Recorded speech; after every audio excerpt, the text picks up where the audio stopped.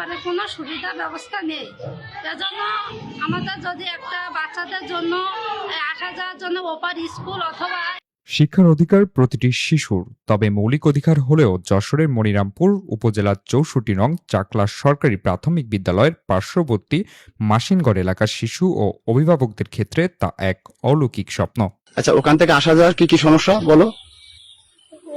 মেলা কষ্ট করে আসতে হয়, হুম। নৌকুরি বিকেলে এখন তোমাদের এখানে একটা কি হলে সুবিধা হবে তোমাদের? বীজ ব্রিজ, সেটা হোক বাঁশের। নদী পারাপারের কোনো সুব্যবস্থা না থাকায় এই বিদ্যালয়ের শিক্ষা কার্যক্রম থেকে বঞ্চিত হতে হচ্ছে ওই অঞ্চলের শিশুদের। এতে করে চরম ক্ষোভ ও হতাশা প্রকাশ করছেন স্থানীয় অভিভাবক ও সচেতন মহল। দুর্ভোগের বিষয়, সরজমিনে গিয়ে দেখা যায় ৬৪ নং চাকলা সরকারি প্রাথমিক বিদ্যালয়টি একটি জনপদকে ঘিরে গড়ে উঠলেও এর পার্শ্ববর্তী নদীটি শিশুদের যাতায়াতের প্রধান অন্তরায়। মাসিনগড় এলাকা থেকে শিশুদের বিদ্যালয়ে আসার জন্য এই নদীটি একমাত্র পথ, কিন্তু সেখানে কোনো সেতু বা নৌকার সুব্যবস্থা না থাকায় জীবনের ঝুঁকি নিয়ে পারাপার করতে হয় শিক্ষার্থীদের। বিশেষ করে বর্ষা মৌসুমে এই ঝুঁকি আরো কয়েক গুণ বেড়ে যায়।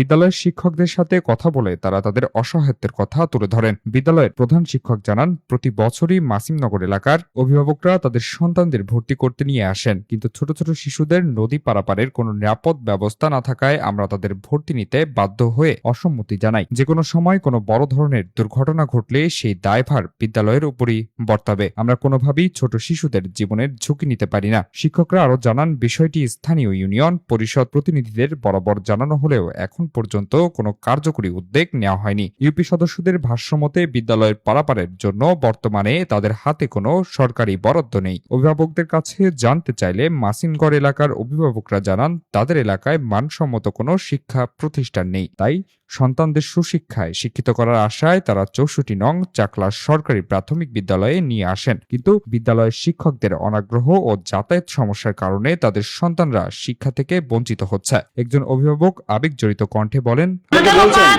হ্যাঁ বলেছি, কিন্তু আমাদের ওপার রাস্তাঘাটের অবস্থা খুব খারাপ। আমাদের সন্তানদের ভবিষ্যতের কথা ভেবে আমরা মাননীয় প্রধানমন্ত্রী ও স্থানীয় প্রশাসনের কাছে জোর দাবি জানাই, হয় নদী পারাপারের জন্য একটি সেতু নির্মাণ করা হোক, না হয় আমাদের এলাকায় একটি ভালো শিক্ষা প্রতিষ্ঠান তৈরি করে দেওয়া হোক। আমাদের সন্তানরা যেন অশিক্ষিত না থাকে। অশিক্ষার অন্ধকারে নিমজ্জিত একটি প্রজন্মের ভবিষ্যতের কথা চিন্তা করে দ্রুত ব্যবস্থা গ্রহণ করা এখন সময়ের দাবি। সংশ্লিষ্ট কর্তৃপক্ষ যদি নদী পারাপারের সুব্যবস্থা অথবা ওই এলাকায় নতুন একটি শিক্ষা প্রতিষ্ঠান গড়ে তোলার উদ্যোগ নেয়, তবেই হয়তো এই অঞ্চলের শিশুরা সুশিক্ষায় শিক্ষিত হয়ে দেশের সুনাগরিক হিসেবে গড়ে উঠতে পারবে।